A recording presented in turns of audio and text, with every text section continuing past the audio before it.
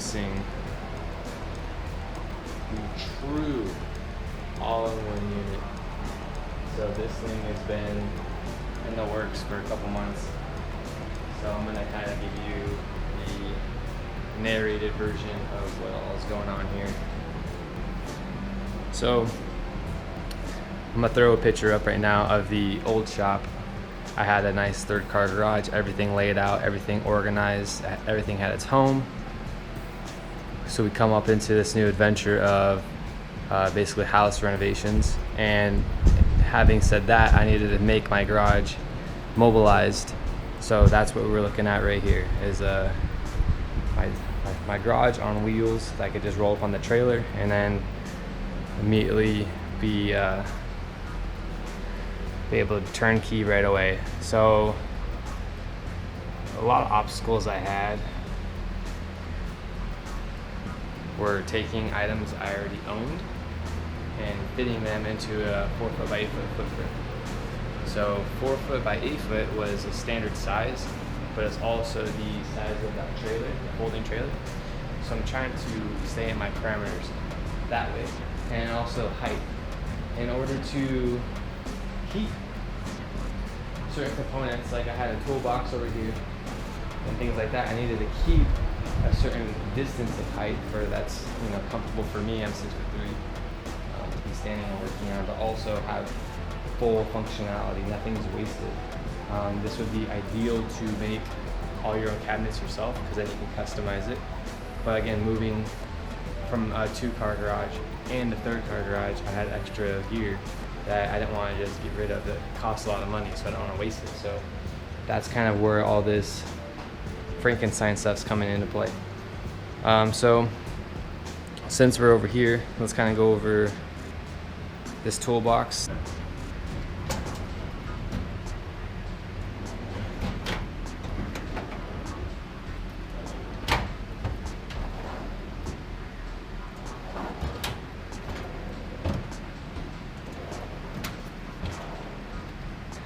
There's a little wood top and it was wasted, so I just added some drawer slides.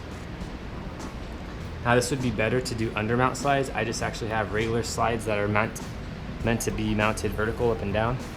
So I added 4 just to add additional down pressure. Now this is going to be, so there's kind of best to explain this. This is usually the area I'll do my dowel jig or Craig pocket hole jig. The reason is there might be an instance where there's a door frame or panel that's clamped down and I just want a secondary surface to work without having to get in the way of where I'm gluing or whatnot. So that's where this little bonus feature comes into play. And then of course I showed you all my tools stored up there. This is the downdraft sanding table. So this works really, really well. I have it, the bottom piece is tapered to where the sides are only like 1.5 inches to where it forces the vacuum to get drawn into this region here. So you can see this is actually a dust hood vent that I use, just put it upside down and it's all sealed in perfectly airtight. So when I'm sanding here, it does take all the airborne particles and suck them back down. And then this is that belt sander that folds out, so it's really useful. This is a heavy tool too. I think it was around 50 pounds or something, and that pulls up no issues because it's spring assisted.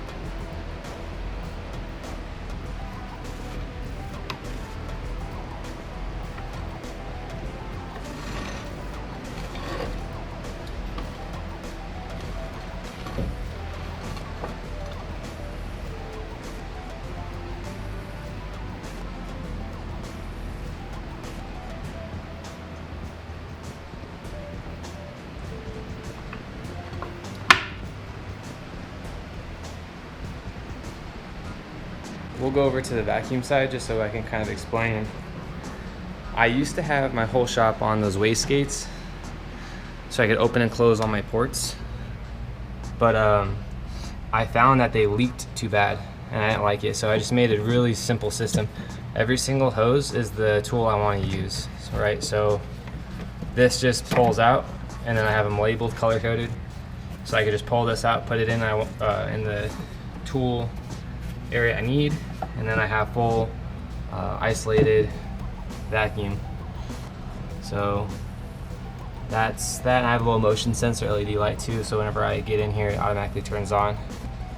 And then this region here was actually set to have a vertical mount air compressor that runs right through the other side of this wall into the air reel.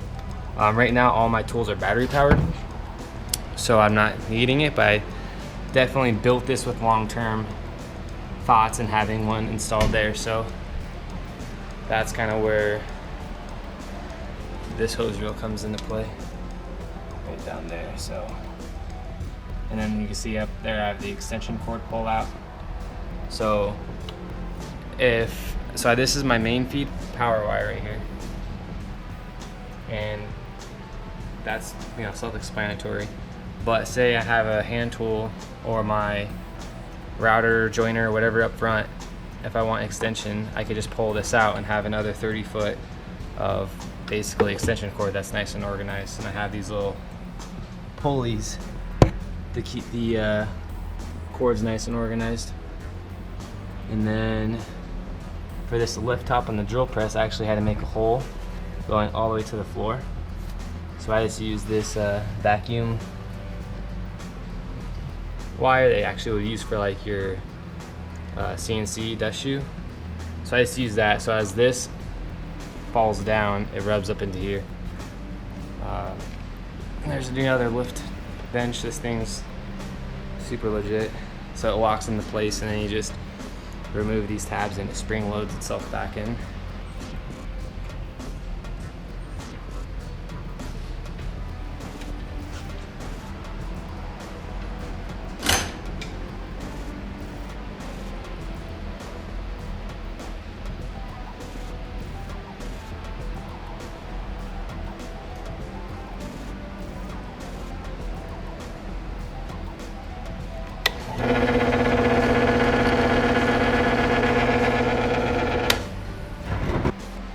And then I had, this was kind of a big thing, I had a lot of long 3 foot and 2 foot clamps, and I don't want to continually have like crap hanging up on the wall. I want to make, each time we move the house to house to like do our flips, it might be, you know, 6 months or sooner, so the less holes I have to fill, the better. Like the only thing that's up on this wall in this garage is these cabinets, and even this cabinets hook on to that Craftsman little Versa stack or Versa track, what do they call it? It just hangs on. So having that is kind of the reason why I'm trying to incorporate all my storage inside this unit. So that's where this pull-out shelf comes in handy. And then to keep it lightweight, I actually just doubled up on this pegboard and then put a little wooden frame around it for some skeleton strength. But that fully extends out. Push it back in. Another minor clamp storage. And then over here, the same track system. And then drill press gear. I have some of that gear built in. And then aside from that though, this is all perfectly level. So that's something I didn't have before because I had the folding table.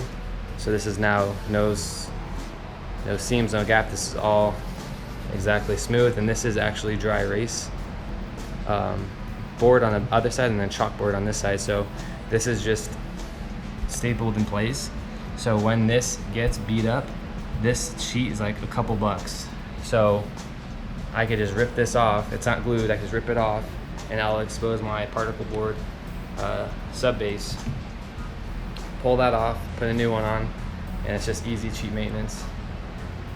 And then I got my new table saw. Again, everything I wanted battery powered as much as possible. So this is the cordless DeWalt 60 volt max. This thing is the best purchase. You know, I should have done this a long time ago, but I added a little bag to this, and it really does a good job keeping the dust concentrated with the vacuum on the back in this. And of course, you know me, so everything's battery powered. So right now, the vacuum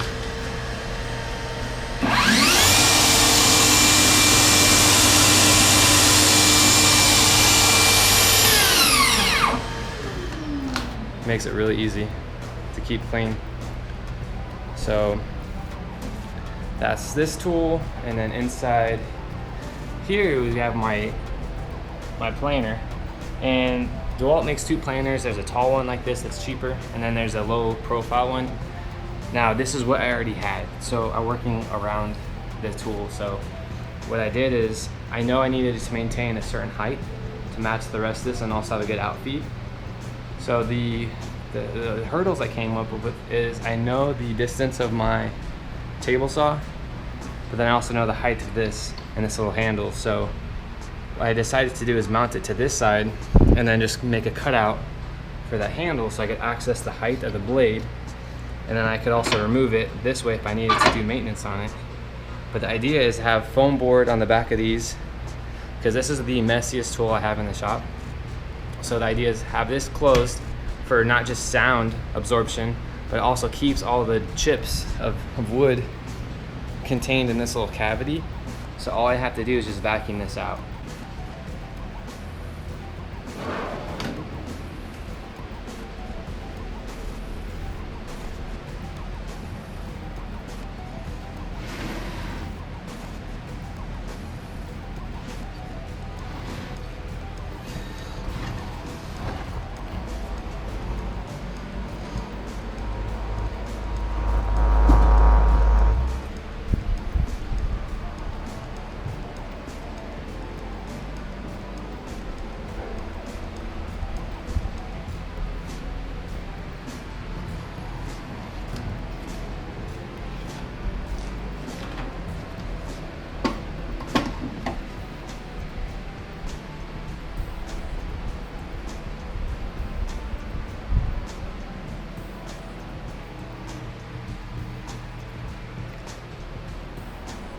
And then this is also where I'm storing the jointer, and as you showed, this is a nice little pull-out shelf for that jointer. The vacuum line attaches right to it.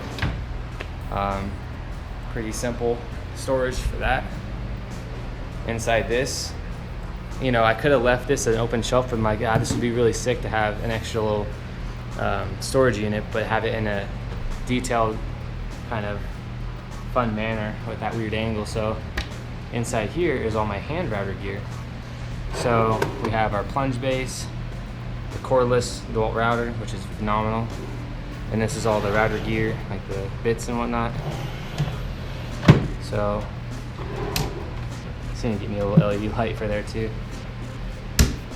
And then this is the router table, and this is just a really bad silicone job, but I just silicone all the gaps, and then this reduces the noise quite a bit. But we have the router where I had to do my fine-tuning adjustments, and then we have an ample amount of storage in the back. So the fence actually stores up here, so I'm ready to use it. The fence pulls out, attaches in here, and that same hose that was used for the joiner is also now for the fence of the router table. And then this is also works as any hand tools. So this piece right here just pulls out, but this is the adapter for most hand tools. And then this would be like full vacuum diameter for the all the other bigger tools. So the router, again, there's a vacuum port for the fence, and then there's also another little vacuum port right up into here. So I have two channels that keep this chamber nice and clean. And what else? Yeah, integrated power on the outside. The reason you see this blue tape is because my little red safety thing, I used it a lot pulling it on and off, but I broke one of the prongs. So right now I just have this flush to where I wouldn't accidentally ever catch it. I was intentional on putting all this here for a reason, so that way if I'm working up against it, there's no chance that I'm actually going to lift and turn it on. And if it really came down to it, I would just unplug it from the back. But they just kind of show you the sound with it, with the door closed and all that.